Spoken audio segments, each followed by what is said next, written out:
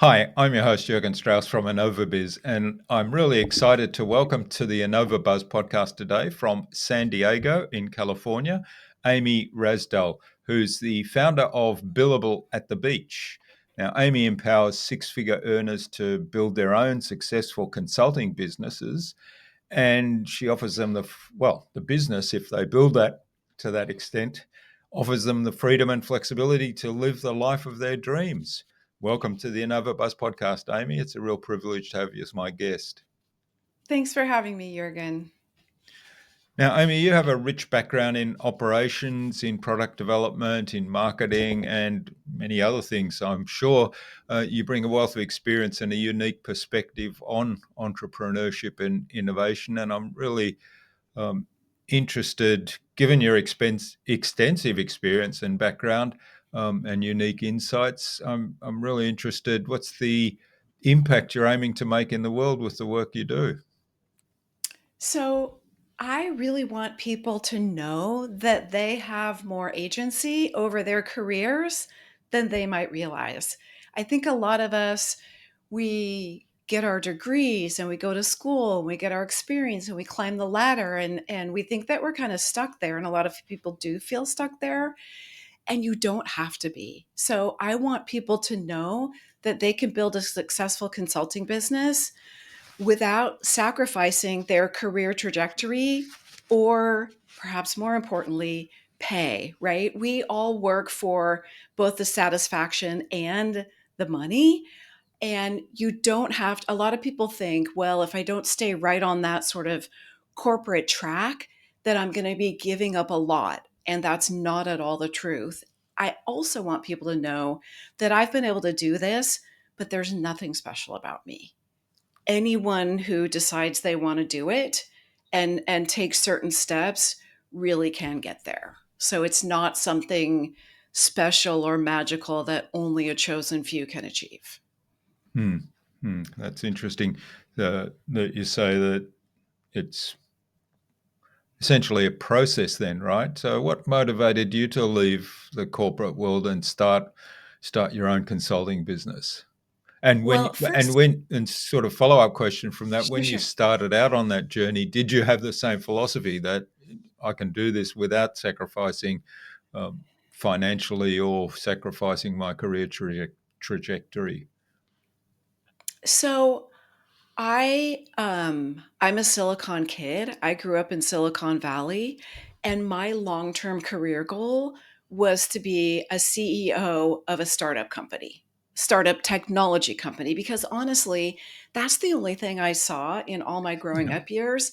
Every dinner table that I sat around as a teenager and so on, that everyone was startup CEOs in technology, or not, of course, not everyone was a CEO, but everyone was doing startup technology companies. So I really spent years, started out as a software engineer, worked at the bench, went to business school. I really was systematically building my career to be a startup CEO. Big company, small company, venture funded, bootstrapped, third employee, 5,000th employee, all of the different facets to really prepare myself. And I was loving that. So the last actual job that I had, that was a startup company. We shot up so fast. You know those amusement park rides that take you kind of like slowly way up to the top and then they just release you? That's kind of how it was. So we actually went up the peak really pretty quickly. It was great. We were having a blast. And then all of a sudden it was free fall and we were done. And it went really fast. It was a very interesting experience, but the crash came hard and fast. So I really wasn't intending to start my own consulting business, but I had been in the C-suite. I'd been an executive for a few years by then, and I thought, okay, I want to be really careful about my next choice. I want to make sure that I get the right company. And perhaps more importantly, I wanted to make sure that I was working with the right team. The people that I was working with, that was really important.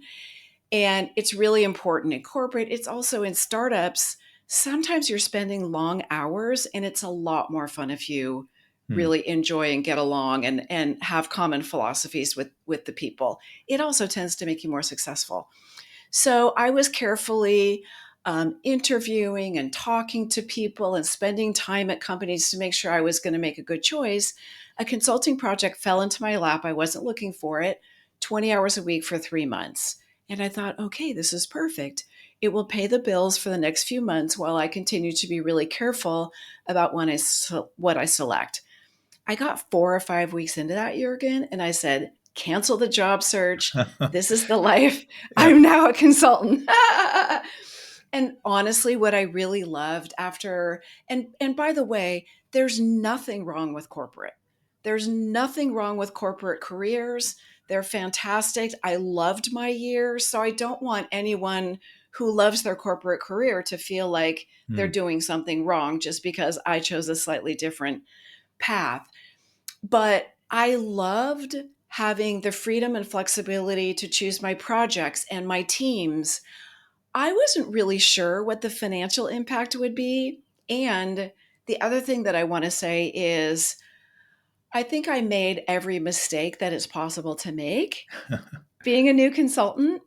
Some of them I definitely made more than once.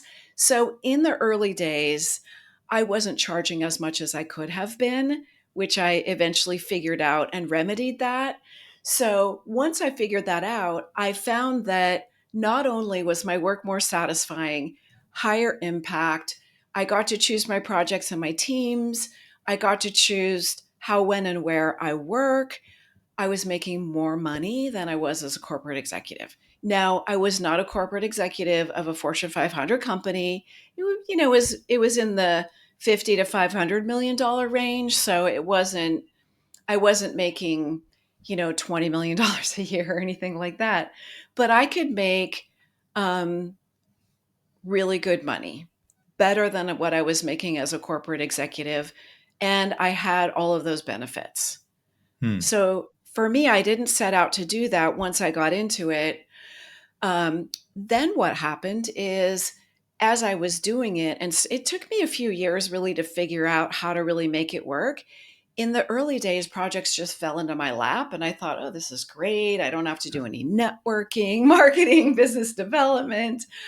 Um, Once I started to really figure out how to make it work, I would get colleagues who would say, I see you every time I run into you. You're like glowing. You're so happy. You're doing all these cool things with your work. And you're also doing all these cool things outside of work, right? I'm a dancer in one of my lives. I was able to go to dance class at 10 in the morning. Dancers work at night. So it's not like yoga where they do hot yoga at 6 in the morning. They don't do dance class until 10 because they've been up until Hmm. midnight performing, right? So I was doing dance classes at 10 in the morning. I took up water skiing. It was fantastic. And they would say, I think I might want to be an independent consultant. That looks pretty good. Can we talk?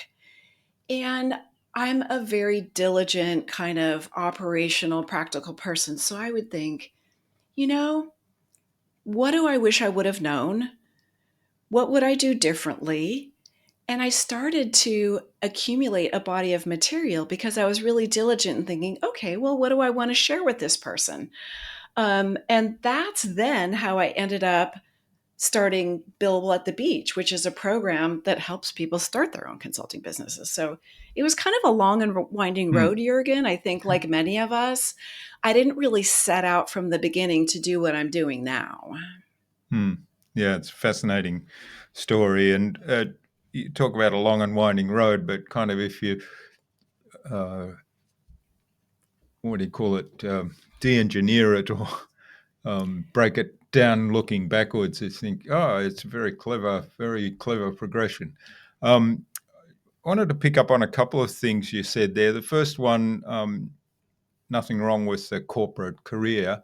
I think what it boils down to, isn't it, is the choice. Having the ability to choose and say, okay, I like my corporate career. I want to stay in this corporate career, as opposed to a lot of people who are, I need this job to support my lifestyle, to support my family, to pay off my mortgage, whatever it might be.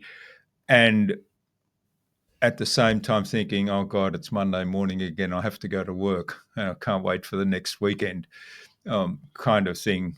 So there's there's that aspect to it, isn't it? It's the freedom, or the if you're in that kind of situation, to have the freedom to say, okay, I'm going to make a change. I'm going to go out and do something for myself. I know that for myself, I've always placed the freedom to choose really, really high. And I have a small collection of college degrees because I really loved being in college, but one of them is computer science, and I was a software engineer. So I was very struck. And so I'm dating myself here, but in those days it was mainframes and timeshare. And I took my very first programming class on key punch cards, which some of your listeners may not even know what key punch cards are. Uh, but it was way back. I'm glad now, looking back, that I experienced the full range of computing, long before we Mm, had them on our phones and our desktops. But there was a woman that came to my high school for a career day, and she was programming remotely using a timeshare line, which gave her a great deal of flexibility in how she worked. So I thought, aha, I am going to be a software engineer. I'm going to live in Aspen. I'm going to ski all day, and I'm going to write code at night. So I knew, even from that point, one of the things that really originally inspired me to be a mm, software engineer rather than some other type of engineer, was that freedom and flexibility. So, me personally, I value that really highly. And things like being able to take dance class at 10 mm, o'clock, being free to start performing again. When I was working corporate, uh, I worked mostly medical devices. There might be an issue with the FDA or something, and you know, we would come in and they would say, "Okay, we need 3 people to go to Washington D.C. and talk to the FDA tomorrow." Well, I couldn't commit to a performance because what if that happened to be a mm. performance night? I can't very well say to my company, "Well, I Yeah. can't go because I have a dance performance tomorrow night," and I can't very well say to my colleagues who I'm performing with, well, guess what? We've been rehearsing this show for months, but I'm not Mm, going to be there because I'm going to be in Washington, D.C. So I was able to control all of those choices. And it's not just the lifestyle piece. The lifestyle piece is important to me, but it's also choosing what type of clients that you work with. And mm, then I think most of us are very satisfied by the impact of our work. And sometimes inside a corporation, we keep telling them and telling them and telling them, whoever the them is, yeah. it's a different functional area, or it's the executive team, or it's the board, and they never listen. There's a kind of a consultant phenomenon. When you're brought in as a special resource, as a highly valued resource, they tend to listen to what you say and do it. So, my whole philosophy of consulting, there's a few different flavors. The whole idea of fractional is sort of popular over the Mm, last few years. I am not at all a fan of fractional. My whole approach is superhero, superpower, super pay. mm, You go in as a highly valued expert, you do something important and special, you make your impact, and then you get out. That might be 3 months, 6 months, 18 months, but you're not looking to become part of the day to day operations of the company. You might do that for an interim period of time as you implement a new system or process or get something back on track. But your job is to work your way out of a job, and then you move on to the next client or next group of clients. Superhero, superpower, super pay is yeah. really my approach to consulting. Yeah. I love that concept, and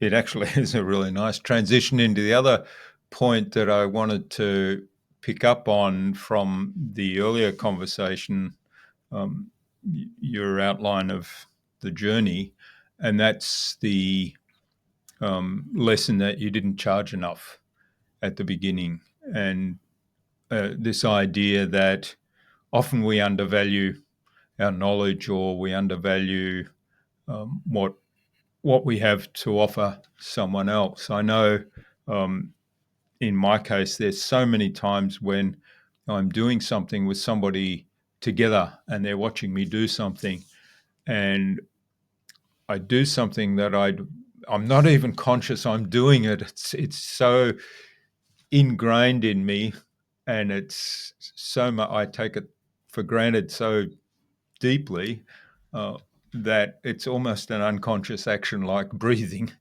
And they say, "Oh, that's amazing," and I have to stop and ask, "What was amazing? What do you mean?" And it always reminds me that we have things that we know so well that they are unconscious, like breathing, that other people value highly. And how do we value? Well, first of all, how do we become more aware of that? But how do we value the knowledge we have? We go in there so that we can have this trifecta of superhero, superpower, super pay.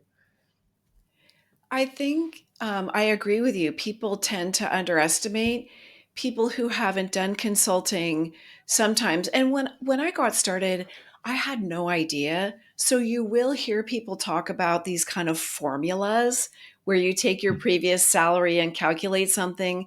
I'm not a fan of that at all because it almost always underestimates your value. And there are so many things that over time you're going to be paying for as a self employed person that you wouldn't have been, depending what country you live in and what your health insurance looks like. There's not going to be any more training. You may, in the United States, we have to pay for our own health care. So there's so many expenses that now you Mm, have to pay. And disability insurance and life insurance and all those things that are benefits you might have as you're a corporate person. So at the end of the day, it's really about what the market will pay. And you do a little bit of benchmarking to determine that. And a common thing that comes up when I speak to people is, well, I've never done consulting before. That doesn't matter. You've been, whether you know it or not, or whether you look at it this way, everyone really has been a consultant inside their own company or mm, corporate job. Everyone has worked on projects or activities. So it doesn't matter if the project was inside your corporate job or it's outside. And everybody's always nervous at first. But once you dive in and you start working, you will very quickly think, this is what I've been doing for all these years. mm. So you really do have the experience. I get people who say, well, maybe I should do a little work for free at once. So I am staunchly opposed to ever working for free. There's no reason why any of us should ever work for free. If you're not being paid, I sometimes do work that I get paid for. I do that for a nonprofit organization. Yep. Yep. Most corporations are not nonprofit organizations. So most of the things that we're talking now, there are nonprofit consultants, right, who get paid to work in nonprofit organizations. But I'm talking about don't don't do things for free. Or I also am not a fan of doing it only for equity. I believe that you need to be paid at least 2/3 in cash. And I also, for those of us, I spent my career as a corporate person. I didn't have experience in consulting. I didn't ever work for a big consulting firm. So I wasn't really sure how to do proposals and how to bill. There's nothing wrong with billing by the hour. I get a lot of people and I read stuff out there that, billing by the hour is not sexy. That's for people who work at McDonald's when they're in, high school and college. I don't I don't subscribe to that. There are many and unlimited schemes that you can price with. The easiest way to get started is just billing by the hour. And then you can start to get more complicated about project bids or value based pricing, where you may have certain milestones that trigger higher amounts of pay. But all of those things are really complicated and they rely on your ability to really predict what's going to happen. Mm. And when you're new in consulting, it's hard to do that. So I really encourage people to get started by just picking an hourly rate and billing by the hour to simplify it all. Mm. And in terms of setting that hourly rate, what's your recommendation about? Because again, we tend to undervalue the information we can bring to the game. I mean, assuming that we're going to be giving of our best. We're going to be that superhero for our client. How do we find that balance between here's a fair hourly rate that compensates me handsomely, is fair to the client, but is not undervalued? So, Jurgen, I'm an engineer by background and I'm very reliant on data. The problem is there's really not anywhere to go to data on what to charge as a consultant. So I have a very unscientific way to get started, but it's simple and easy.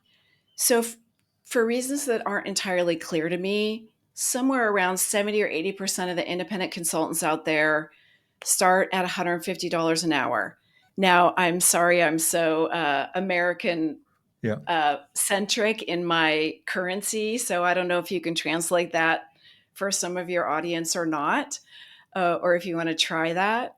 Yeah, well, we have But dollars in Australia too, but I think the current okay, exchange rate's about 70. It's creeping up to 70, so the Aussie dollar is getting higher. So it's probably, let's say, $200 in 200, Australian 200 terms. And Australian dollars, right? for our European friends, I'm not sure about pound sterling, but euros, it's probably, I think it was close to 1 to 1, right? So we're talking the Okay. same Okay. same sort of So value. so the kind of 150 to 200 is Hmm. sort of in the ballpark for all of us, maybe.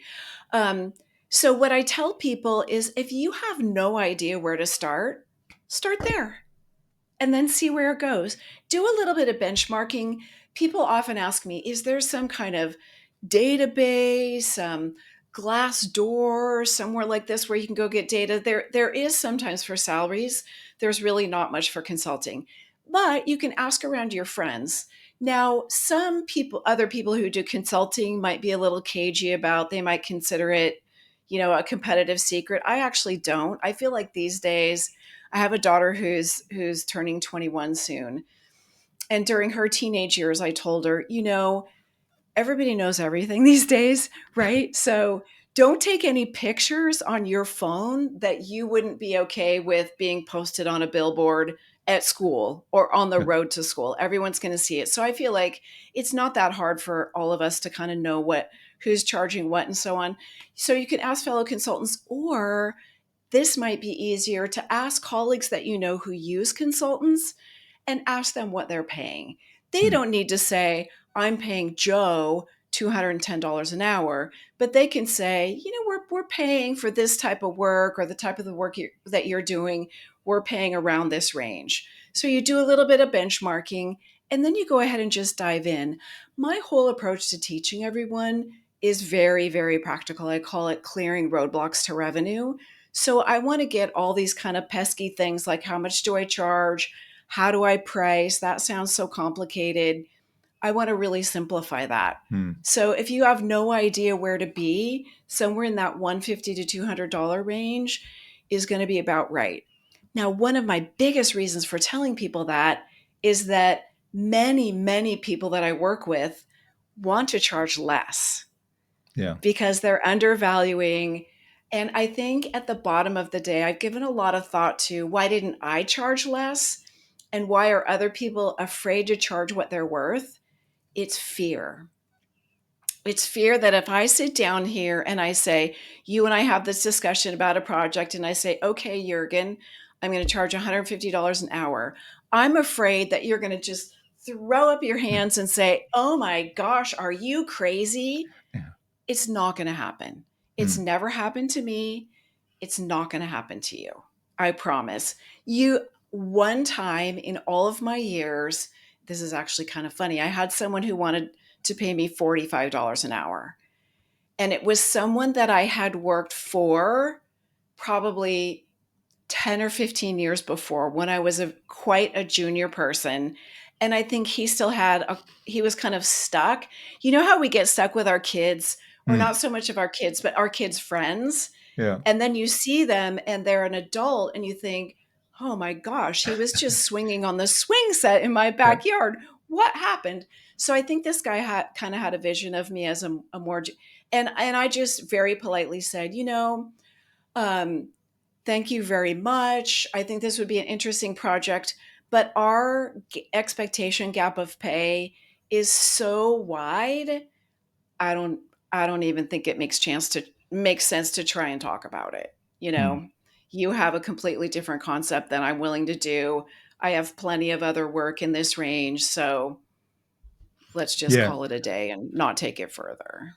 Yeah. Well, I guess you need to have the strength and conviction to in that situation to say, well, that's well below my expectations. And sometimes when people are starting out and they don't have other projects, that's the first one they encounter. That's where the temptation is really strong to say, all right, I'll take that on board, right? Exactly, and it is hard. And some of the times that I was doing it, I was thinking, "Oh, I really need this work. I need this Mm. project." Um, I'm afraid to say what am really worth.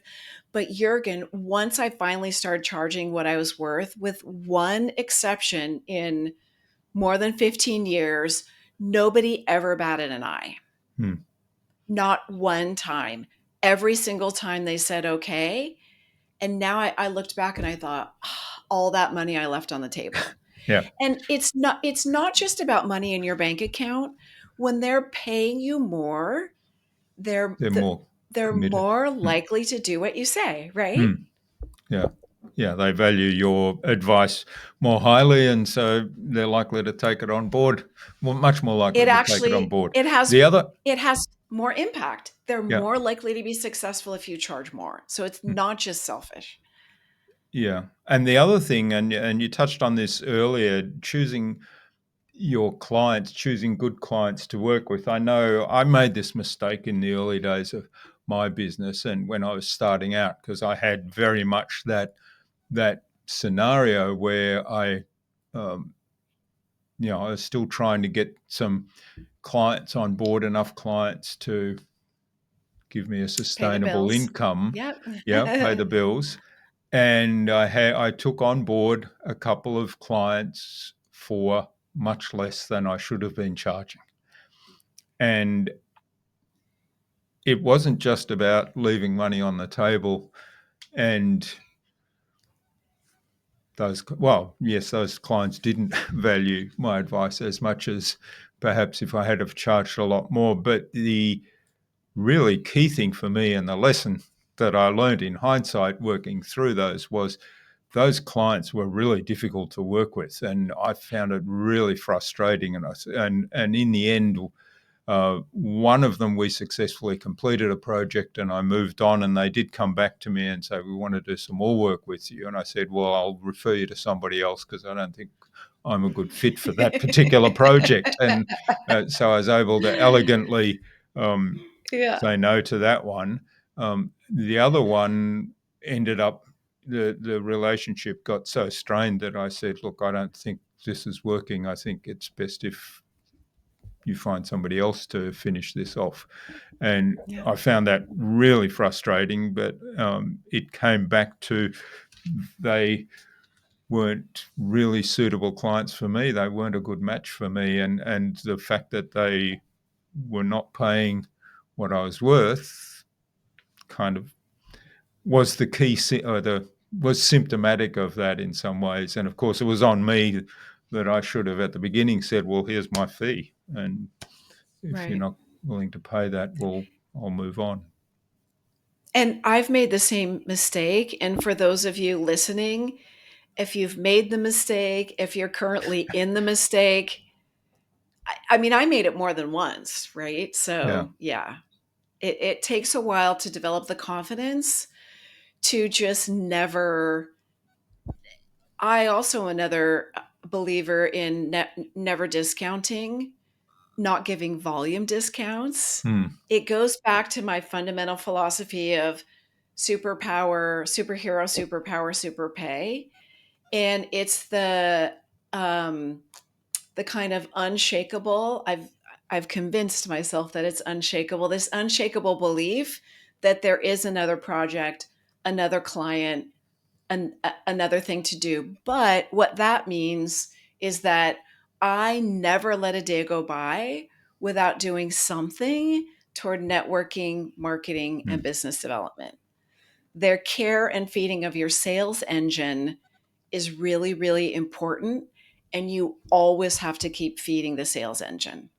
You can't let up. You can't think, oh, I'm full. I've done this too. I've seen it so many times. I'm fully booked. Thank goodness. I just get to go and crank out work. Yeah. I don't need to go to any networking events. I don't need to call anybody. I don't need to create content, whatever your marketing strategies might be, whatever you do for your outreach.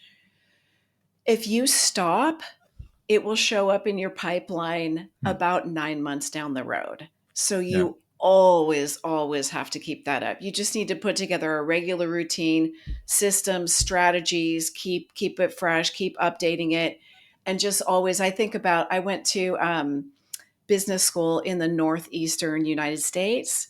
And you get farmed out to do little projects for local clients. And I was way Mm. out in sort of the boonies in New Hampshire, and I did a project for a glass factory. Now I'm a silicon. Well, it's actually interesting because I guess that's silicon, right? But Yes. it's very different from chips. So a glass factory, they can never shut it down Mm. because if the glass cools, everything seizes up. So it's this interesting concept that now I try and think of my sales engine kind of like this Is that glass less? production Mm. line, that if you're going to stop it, it's going to be a major impact. And of course, they have to do maintenance, they change product lines, whatever. But you can imagine as soon as you stop glass production, everything hardens and it creates a Mm. huge thing. So I try to think of my sales engine as being like that glass factory. That if I want it to keep working, that I always have to keep the fire burning and keep the stuff going into it to make the glass. It it doesn't mean that I have to do it all day every day, but I need to have this continuous feeding and care of my pipeline to be able to have that unshakable confidence that there is a good project and a good client down the road. Mm. Yeah, I love that metaphor, the glass factory. I often was talking to people, and it always struck me that, and I was a little bit like this in the early days, that you get a bunch of projects, and so then you get to work on those projects, and that fills your time completely, and that's great. I don't. It's fine that I'm completely consumed by these projects and not working on my marketing because I've got plenty of income right now. But of course, those projects finish, right? And then Darn, yes, they you get do. to they finish, and so you talked about the roller coaster before. So you're up here on the roller coaster. The project finishes, so your finances start to do this. You say, "Oh, hang on, I've got to do some marketing now." And then, of course, you're in this dip with your finances until your marketing kicks in and you get some new projects. Now, if you're clever, one project will lead seamlessly to the next one through referrals and various other means, which is part of the processes you Yes, talked about. But absolutely. that is your marketing, right? Which should Right. never stop. And it takes time to get it restarted. And Mm. even and like you say, the referrals, it's still the care and feeding of a wide range of relationships. Mm. So the referrals also happen, right? So yeah, Yeah. it takes constant. And I will say that I'm an engineer by background, so all of this didn't come naturally to me. I wasn't a natural salesperson. I had spent some years in marketing, but in medical devices, where it was quite different from selling consulting work. There's also a different twist when you sell yourself. So I just want to say that the way to get into it is just step by step by step. And once you see it start working and you're successful and your pipeline's full and you're putting checks in the bank and everything's really working, then it becomes a lot more fun. It's not Mm. as hard to make yourself do it when it works. Yeah. Now, um, what trends do you see emerging and shaping the future of consulting? I saw a lot of activity along the lines of fractional for a while, And now it seems to be slowing down again, but it is a big push. And you'll hear in the general media that the entire economy is moving more towards what they call a gig economy, which is gig workers. People, the days of spending 20, 30, 40, 50 years somewhere and getting a Mm, gold watch like our parents' generation, I think that's long gone. So I do think there will be a trend that continues in fractional. My issue with fractional is, for me, consulting has been the best of both worlds. I have better work and I make more money and flexibility and all these things. The hard part is that I have to find my own clients. But when I look at fractional, I think what I'm looking for is freedom, flexibility, control, better pay. Why would I want a part time job? mm, Fractional is kind of a part time job, right? yeah. So they really own a certain part of me, and I'm committed to day to day operations. But as a fractional person, I'm not getting any benefits. I'm not getting promoted. I'm not getting pay raises. I'm not, all the extras. So Mm, I kind of feel like it's the worst of both worlds. But I think that that trend will continue. And I do, when I talk to people, people are attracted to that because it feels more stable to them, so they're searching for mm, stability. So I think as people come up and start to realize that everybody really has to own their own career, and everybody to some degree has to kind of be their own brand and develop their own value and worth and learn how to sell themselves, whether you're going to stay corporate path your entire existence or become a gig worker, a freelancer, a consultant, fractional, superhero, whatever that path may be. I think that we probably will see more and more of a shift towards towards expert workers, as you will. As far as other real shifts, I don't know, and I don't follow as much as I did when I was more deeply entrenched in the corporate world. I don't have a sense of how much work the really big consulting firms like, McKinsey and Anderson and Booz Allen, and I don't some of those may have merged and changed names mm, by now. I don't have a sense of how many people are hiring them. I know when I was inside big companies, we always said nobody ever got fired for hiring McKinsey. So we still found a fair amount of that. The partner would come in, a whole bunch of, kids fresh out of business school would be staffed on the project. It would cost several $100,000. They would produce a beautiful presentation and a nice binder, probably electronic these days. mm, So I don't have a sense of how much of that is still going on. I do know that sometimes people will say, well, I've been working in really big Fortune 500 companies. How can I consult for companies like that? They're using those big consulting firms. But the thing is, you just target your work a little bit lower down mm, into where the folks are really doing the work. And I don't think there's any companies that don't sometimes use an individual resource. mm. Again, back to this superhero, superpower thing. They really need someone who can do what you do, and you provide a better value because you're not staffing the, you know, very little overhead and being an independent. Yeah, yeah. Well, I know from my daughter. My daughter worked for one of the big consulting firms, and Ah, she's just changed jobs earlier this year. And part of that was burnout. She was feeling as though she was getting close to burnout and the pressure. yeah. But part of that was um,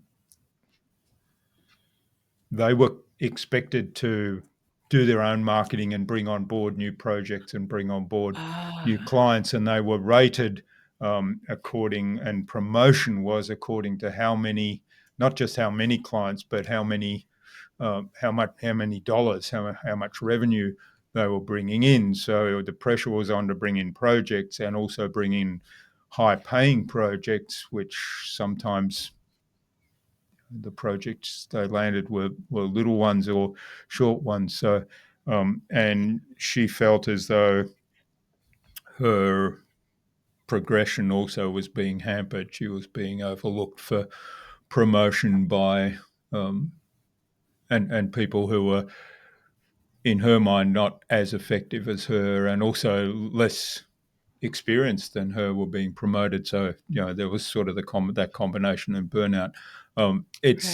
It's interesting that you mentioned there is a level below that, right, where um, businesses can't afford to pay for those large corporations and have them sent in. And also, I mean, one of the things that I was interesting that my daughter was telling me, even with those big corporations, there's a very strong personal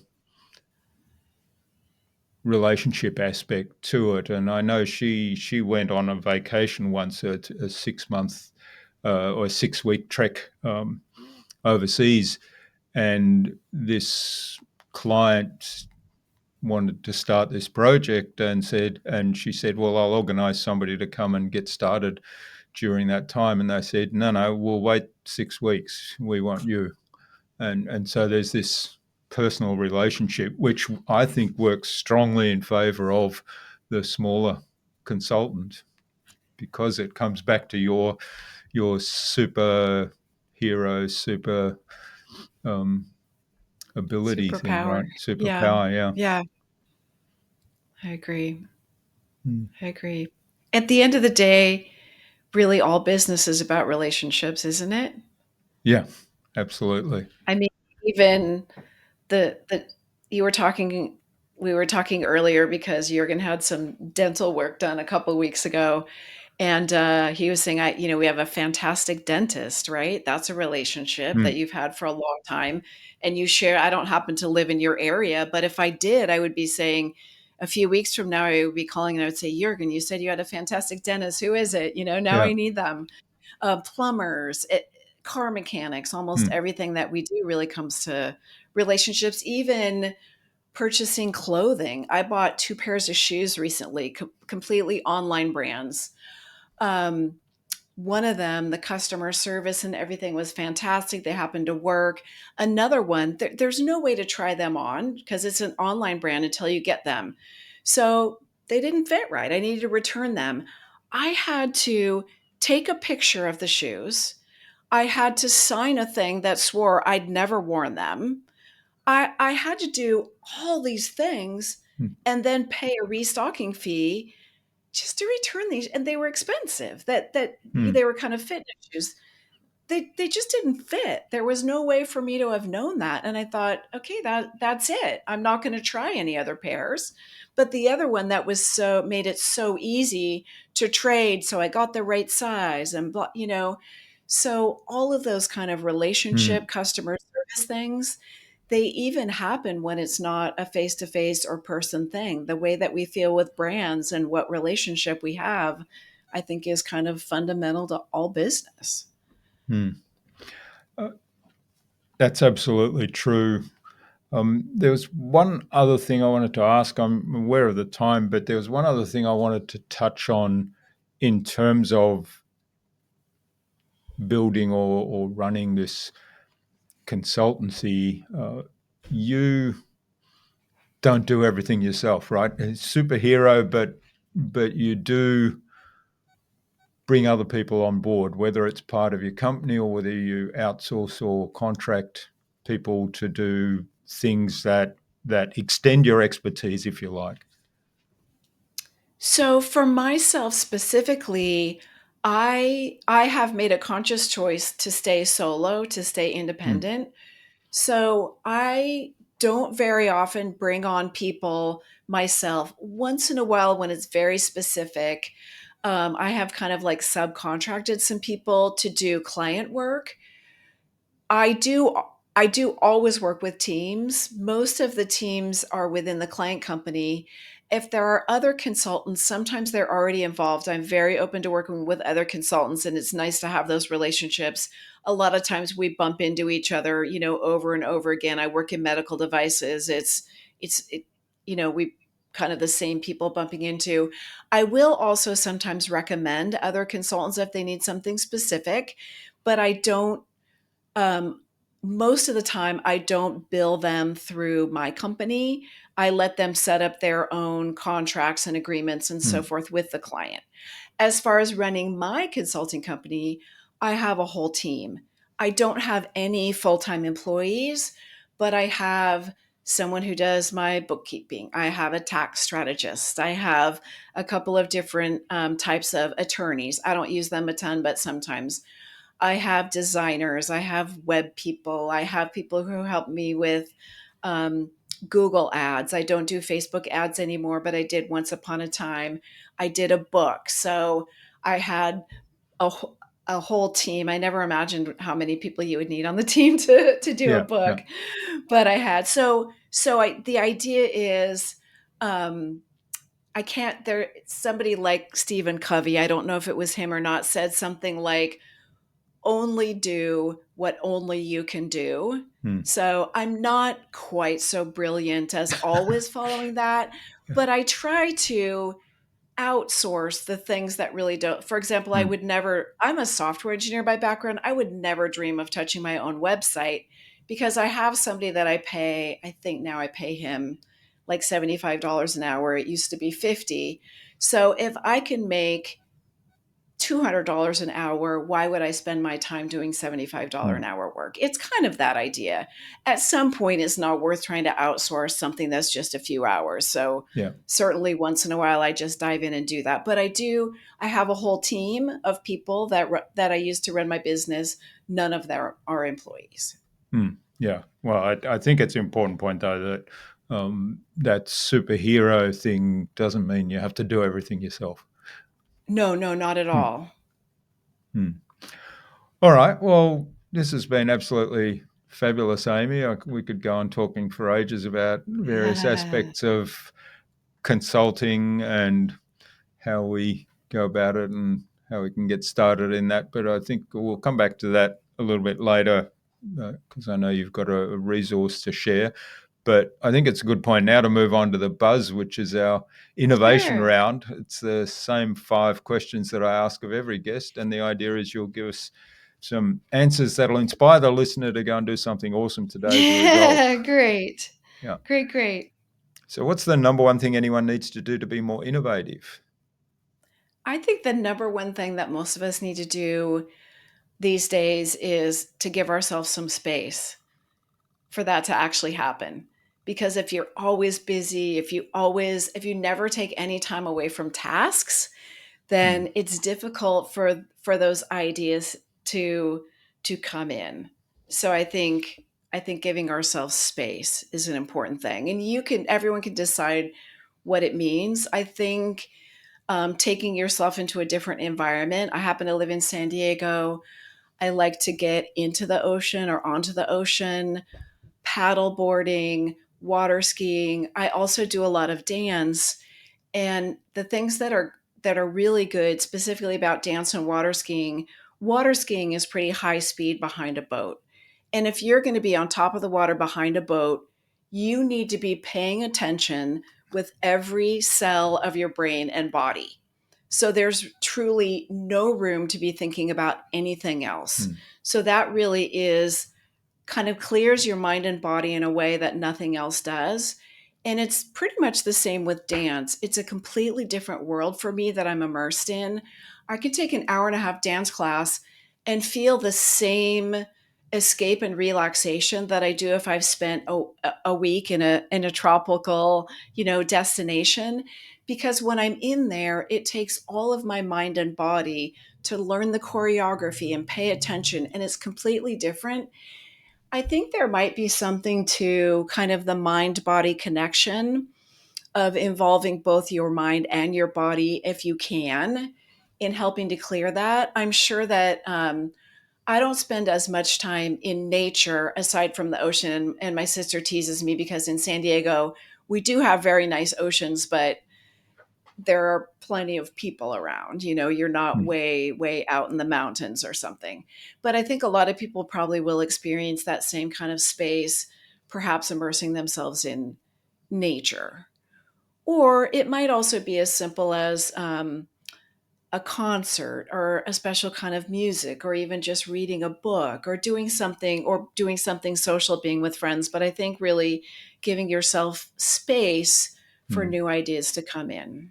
Yeah, yeah, it's a really important point. I think that, and particularly as entrepreneurs, we feel like, and I know I still suffer from this from time to time. I still think, oh, I feel guilty. I haven't spent a couple of hours doing some work this morning. I've gone on a bike. So for me, it's bike riding, or I've gone for a Yeah. hike, or I've gone out with my camera and into the nature and just taken some Right, photographs. right, But the paradox is when I do that, and sometimes I consciously stop working when I'm stuck or when I'm having a problem and I don't immediately see a solution, I will stop and go out and do one of those things and come back. The paradox is that often I come back and it's, there's the answer, or right.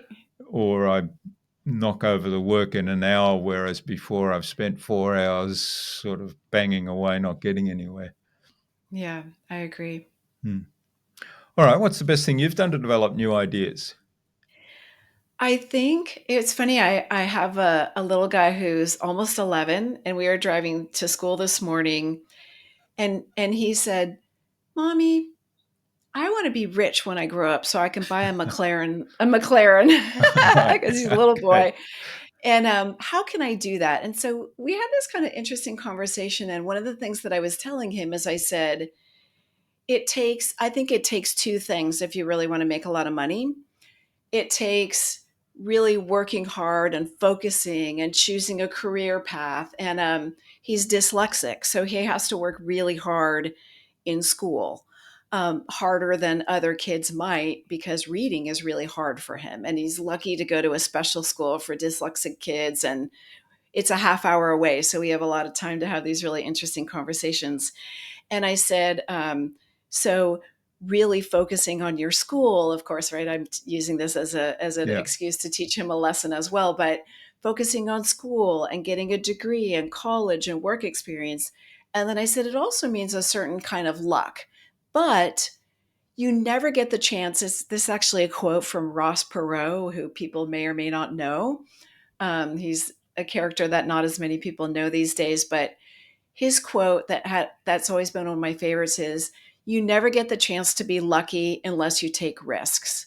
Hmm. So I was telling my son that it's not enough just to work hard, you also have to have some luck. But in order to have luck, there's this phenomenon of serendipity, where it goes back to a little bit the idea of space.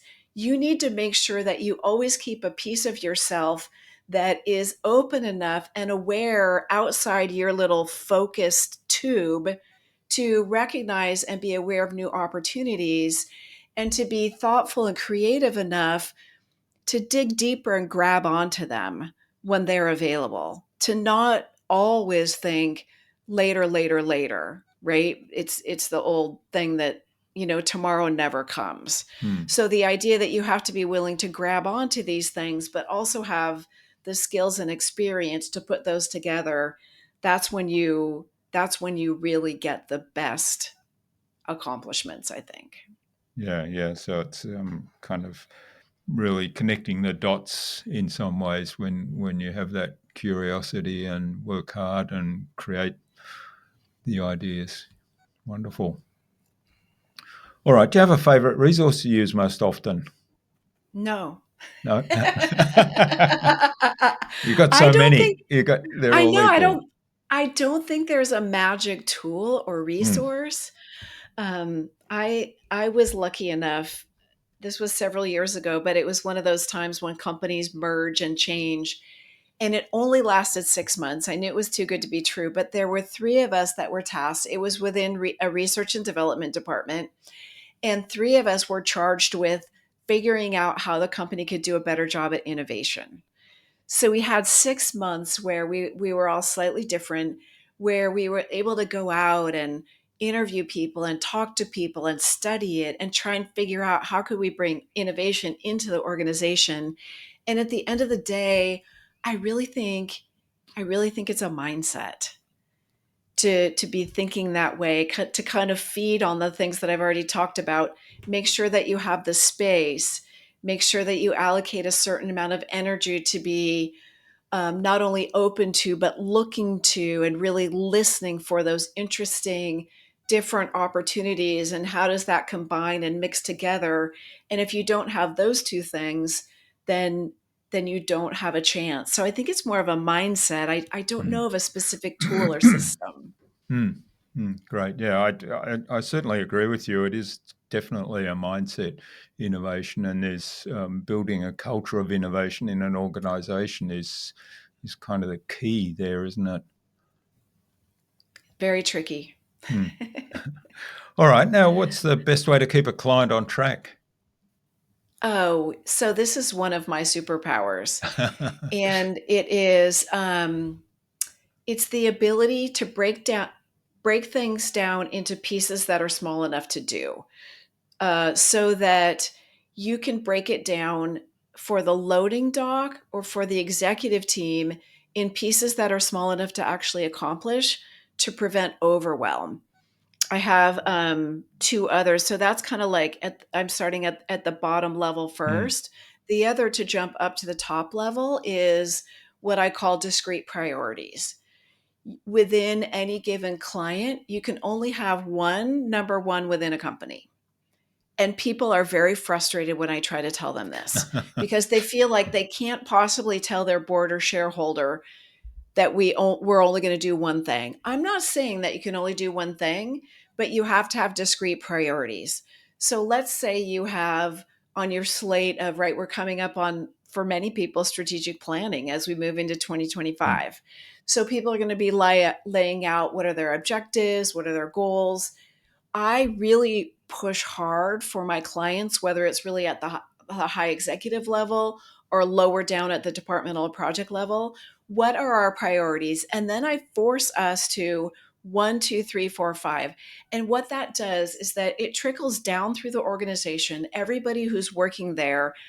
Imagine how many times during the day you have 20 minutes here, 30 minutes there, where you're thinking, like, I finished this task, what should I work on next?